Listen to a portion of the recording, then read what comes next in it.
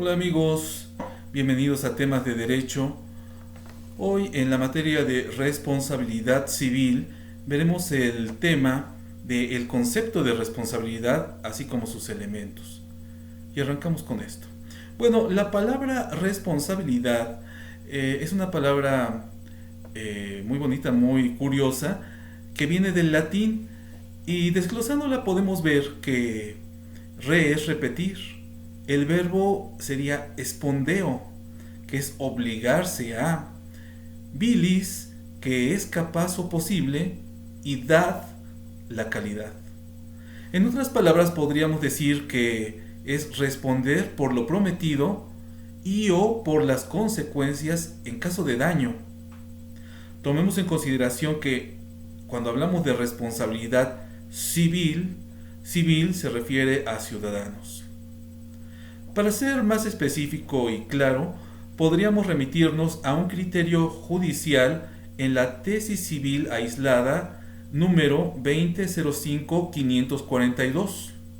Para que tomen nota de esa tesis, que ojalá y la puedan leer, nos define la responsabilidad civil, parafraseando, como una obligación de indemnizar por daños y perjuicios causados.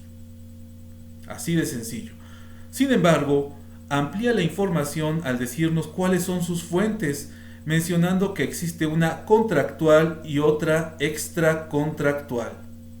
La contractual deriva de un incumplimiento de obligaciones asumidas, en tanto que la extracontractual se genera por un hecho ilícito o riesgo creado.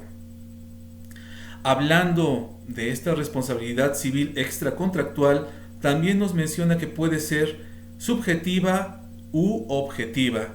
La objetiva se refiere a objetos peligrosos y no tiene nada que ver la conducta de la gente. Puede ser culposa o ilícita, bueno, eso no tiene que ver, sobre todo por los objetos peligrosos que causan algún daño.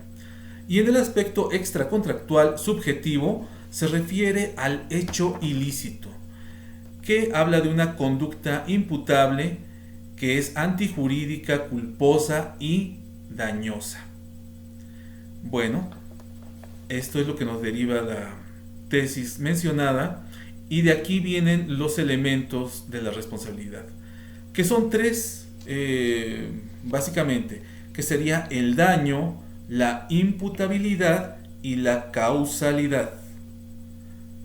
Del daño estaríamos hablando de un daño pecuniario, es decir, que es apreciable en dinero. El daño podríamos definirlo como ese menoscabo en el patrimonio y hablaríamos de un daño emergente cuando es de manera directa e inmediata. Es tan evidente y objetiva que no necesita probarse. Pero también existe otra, que es el lucro cesante. Está incluido dentro de ese daño, que es más que nada la privación de ganancia lícita. Y también el daño moral. Eso ya es un aspecto un poco más subjetivo, pues se refiere a cuestiones psicológicas, básicamente.